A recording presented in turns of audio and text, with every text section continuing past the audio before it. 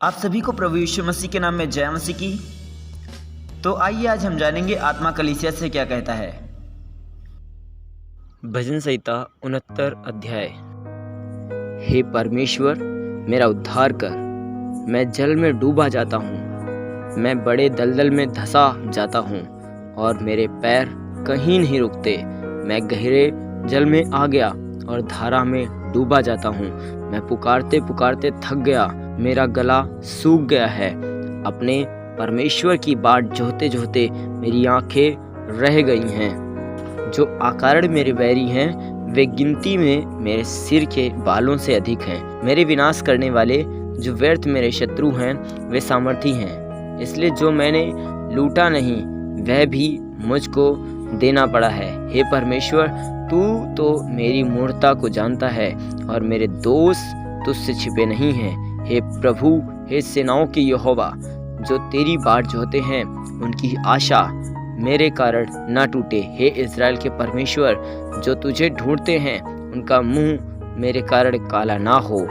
तेरे ही कारण मेरी निंदा हुई है और मेरा मुंह लज्जा से ढपा है। मैं अपने भाइयों के सामने अजनबी हुआ और अपने सगे भाइयों की दृष्टि में परदेसी ठहरा हूँ, क्योंकि मैंने भवन के निमित्त जलते जलते भस्म हुआ और जो निंदा वे तेरी करते हैं, वही निंदा मुझको सहनी पड़ी है। जब मैं रोकर और उपवास करके दुख उठाता था, तब उससे भी मेरी नाम धराई ही हुई। और जब मैं टाट का वस्त्र पहने था, तब मेरा दृष्टांत उनमें चलता था।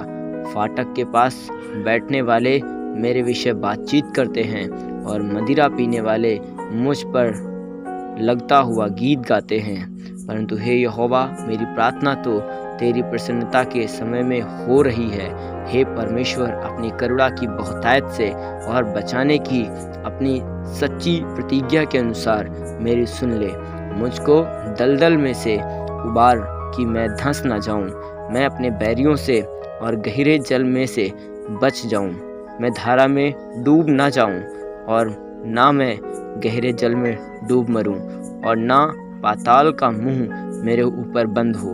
हे यहोवा, मेरी सुन ले, क्योंकि तेरी करुणा उत्तम है। अपनी दया की बहुतायत के अनुसार मेरी ओर ध्यान दे।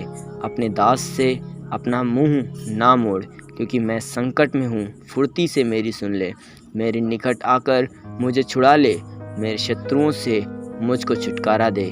मेरी नाम धराई और लज्जा और अनादर को तू जानता है। मेरे सब द्रोही तेरे सामने हैं। मेरा हृदय नाम धराई के कारण फट गया और मैं बहुत उदास हूँ।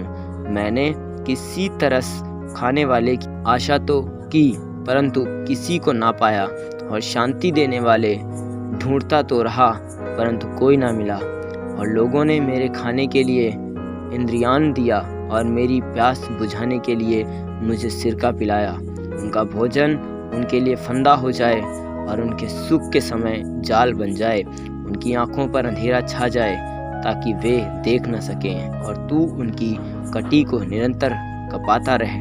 उनके ऊपर अपना रोष भड़का और तेरे क्रोध की आँच उनको लगे।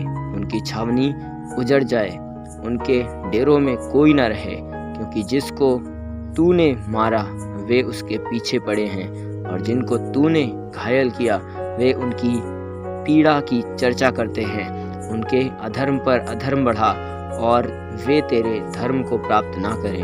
उनका नाम जीवन की पुस्तक में से काटा जाए और धर्मियों के संग लिखा ना जाए। परंतु मैं तो दुखी और पीड़ित हूँ। इसलिए हे परमेश्वर, तू मेरा उद्धार करके मुझे ऊंचे स्थान पर बैठा। मैं गीत गाकर तेरे नाम की स्तुति करूँगा और धन्यवाद करता हुआ तेरी बड़ाई करूँगा। यह यहोवा को बैल से अधिक, वरन सींग और खुर वाले बैल से भी अधिक भाएगा। नम्र लोग ऐसे देखकर आनंदित होंगे।